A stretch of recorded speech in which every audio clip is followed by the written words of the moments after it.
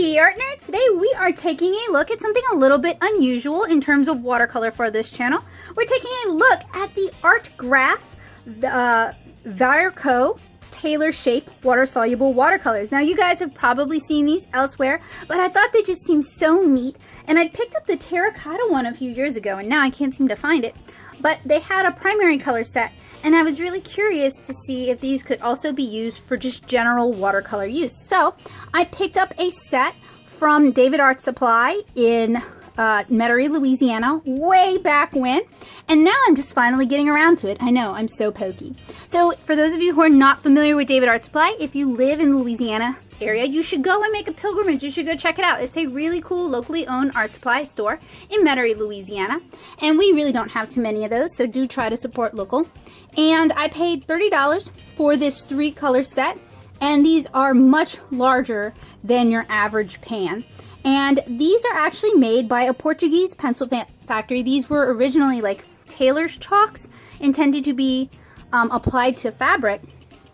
And I guess people found that they work really well for watercolor. So I'm really excited to play with these because it kind of combines one of my old loves, which I used to love to sew, and I loved cosplay and I loved embroidery, with my current love, which is art and watercolor. So flipping it over, we have Viarco, Portuguese pencil factory since 1907. I wonder if this is made by the same company that made that double-ended pencil that Hame sent me a while back. Inspired by a traditional tailor's chalk, ArtGraf Tailor Shape is a rich pigment block designed for drawing and painting. Extremely soft and water-soluble, this set allows you to create a wide range of colors with both opaque and translucent properties. ArtGraf Tailor Shape is an excellent tool for drawing and painting, and you can check out more at viarco.pt. It's made in Portugal. It confirms to ASTM D4238, and it's non-toxic, which is becoming something I'm increasingly interested in and concerned about. And we received red, yellow, and blue Tailor Shape primary colors. And something else that's neat about this is it has kind of a loose chalk holder.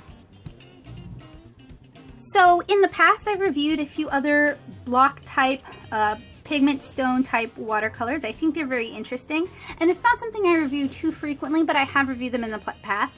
So I've reviewed a few of the Derwent Inktense products, the Inktense blocks and the Inktense half pans, and I also use the Derwent Inktense color pencils, watercolor pencils, ink pencils, whatever you want to call them, pretty frequently in my regular day-to-day art. And I think a while back I reviewed Create-A-Colors art blocks, and I actually want to do an art supply redemption video on that.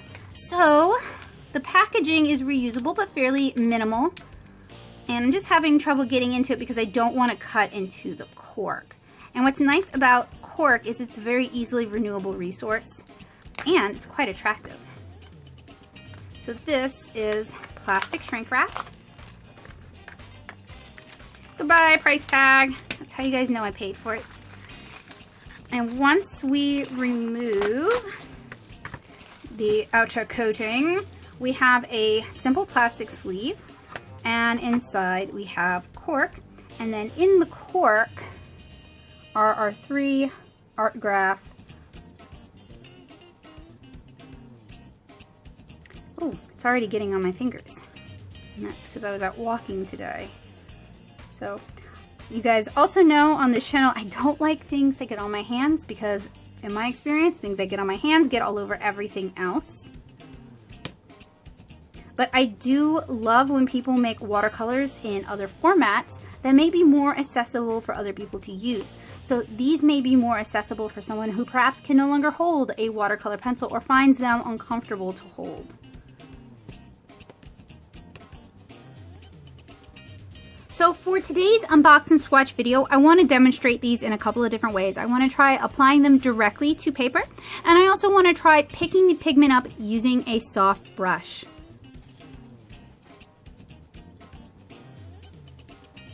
Today we're going to be swatching on Fluid 100 cold press watercolor paper. This is a cotton rag watercolor paper that is block bound on 2 sides. You guys have seen me use this in the past. When I review watercolors at this point in time, I try to stick to using cotton rag papers because I find that cotton rags give me the best result. And I feel like that is the fairest thing to use when I'm doing my initial reviews. I don't always use cotton rag papers, although I do really enjoy using them. I often will also use cellulose papers, especially when I'm painting Cara pages. So I just wanted to point that out. I know some of you guys who watch this don't paint on cotton rag, you paint on cellulose. Your performance may differ from mine, but I do feel that using cotton rag papers are going to give me the best performance possible. So I want to begin our swatching by just holding them in my hand, making a mark, and then swatching that out on the paper itself.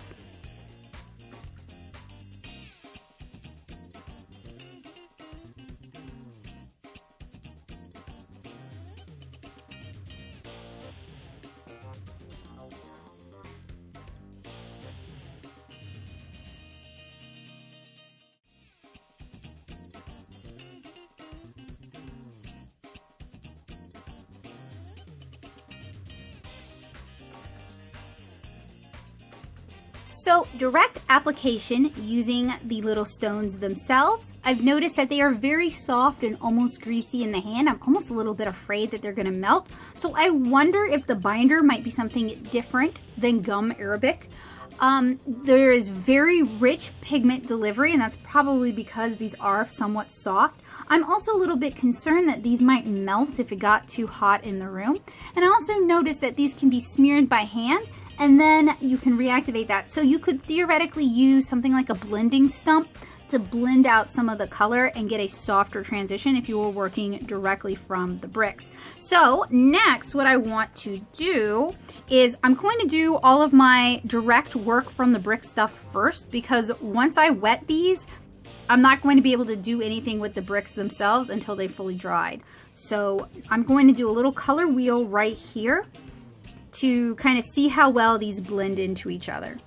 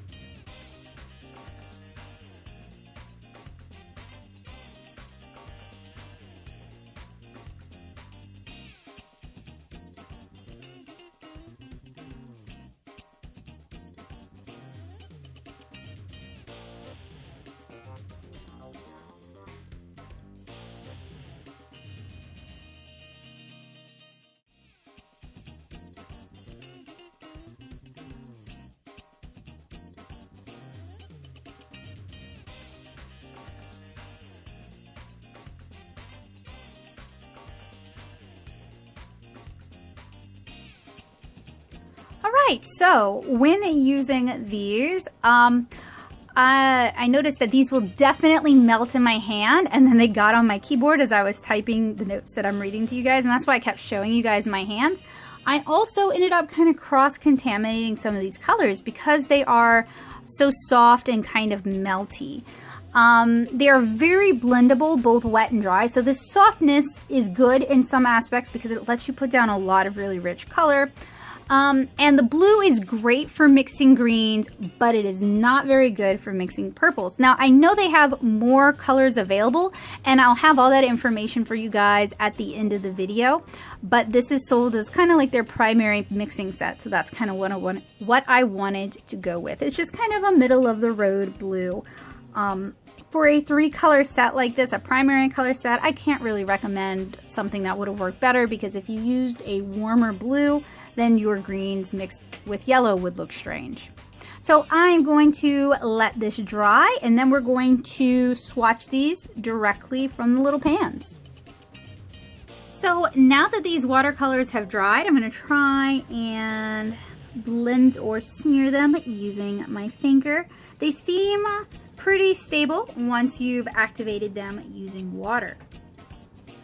Next stop, we are going to test these out using a wet application. So we're going to use a brush to pick up pigment and put it onto the page.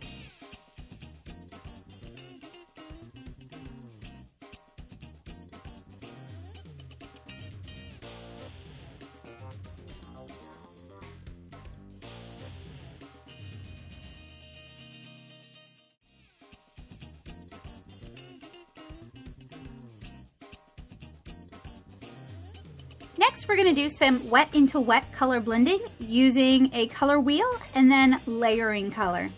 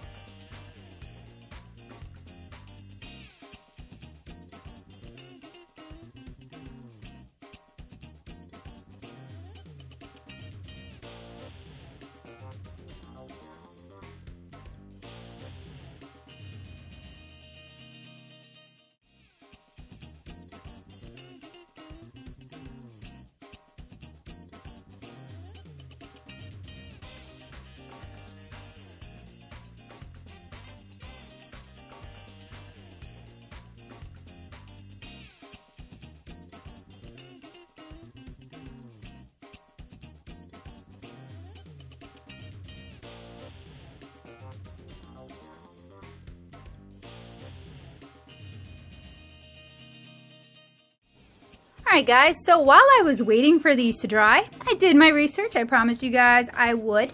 So in the description below, I'm going to have links to everything we talk about here. So if you want to learn more on your own time, please do check the description. So I have a link to the Viarco website, and that's just Viarco, viarco.pt/en/ again, you can find that in the description. So these are really just a block of pressed pigment, which would explain why they're so soft and melty. They're designed to be soft and water soluble, and they're designed to be capable of translucent and opaque color. There's also a purple and green listed on the Viarco website that I could not find on the Blick website. And you can find a link to the Viarco shop in the description as well, although I don't know if they ship to the US. So most of the digging I did was on Blick, since I know they ship to the US and I know they'll ship to me here in Nashville. And Blick has this listed as pigmented Tailor's chalk. So perhaps it's a water-soluble chalk and not a watercolor. But the Viarco site says that it is a pigment block, so it's not really a chalk. There are 3 sets available through Blick: the earth tones, which is a set of 6, the monochrome, which is a set of 3, and the primary colors, which you see here, which is also a set of 3. The total colors available are brown, carbon black, dark brown, ochre, sanguine, sepia, black, graphite, white, red, yellow, and blue. And some colors are only available in sets, and there are 6 colors available open stock through Blick. ArtGraf also makes water-soluble graphite in sticks and in tins, and wow, that is a long URL, as well as graphite powder and moldable graphite. And they also make carbon. So after using this, I do have some thoughts. I think these could be a lot of fun for live sketching in lieu of like Conte Crayons and charcoal, because they feel very good in the hand. They're very responsive. The color laydown is nice and crayon-like, which is good for those sort of live drawing sessions. And when I say crayon, I don't mean like Crayola crayon. I mean like an artist crayon. You can also very easily wash them out, either very light washes or very saturated washes, which is something that isn't necessarily as easy to do with some of the other products on the market. Viarco does seem to be the company that produced the double-sided pencil that Hame sent me a while back, so that's pretty cool. And when handling these like watercolors, so this one up here, the colors do shift slightly, and they did repollute. So I think you guys probably noticed that in the time-lapse portion. I can't see doing glazes over the full strength tint. So used as watercolors, the colors themselves are a little bit muddy. I was able to layer it to get more intense color though. So what the colors you're seeing here are relayering, and then the colors you see down at the bottom, one half is the original layer and the other is a second layer. So I think my favorite use for this, although it is not a use that I would naturally gravitate towards, because you guys know I don't like getting stuff all over my hands, is using it as a crayon. You get the most intense colors. You actually get some really nice color blends this way, and there's like a fun esgraffito sort of feeling to them. There's something more lively to these when you use them for sketching as like a sketching tool. I would like to see, and maybe I'll make little like tracing paper sleeves just to go on half of it so it doesn't melt in my hand, because that is something I'm a little bit concerned about. And if you live in a hot weather area, these may be prone to melting. In fact, if you guys have used these and you live in a more tropical environment, let me know in the comments below if you've used these for urban sketching and what your experiences were. I'm here in Nashville and these were purchased in New Orleans and they didn't seem to turn to putty there, but I know it can get hotter and more humid than Nashville and New Orleans. So let me know about your experiences below.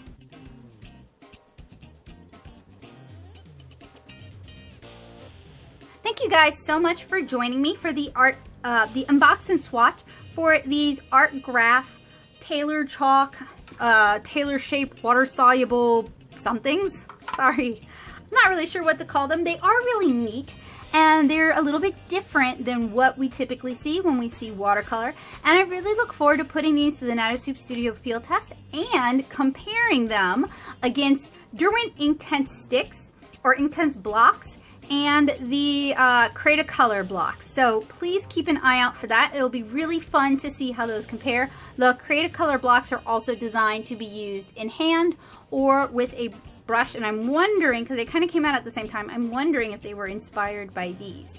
So thank you guys so much for watching. Hopefully I'll see you guys again really soon. If you like what I do, make sure you hit subscribe and the bell notification so you never miss an update. And if you want to help me continue to do what I do, you can join the Art Nerd community over on Patreon at patreon.com/Natosoup. So I hope you guys have a wonderful day, and I hope this was helpful, useful, and maybe even inspiring for you guys. Bye!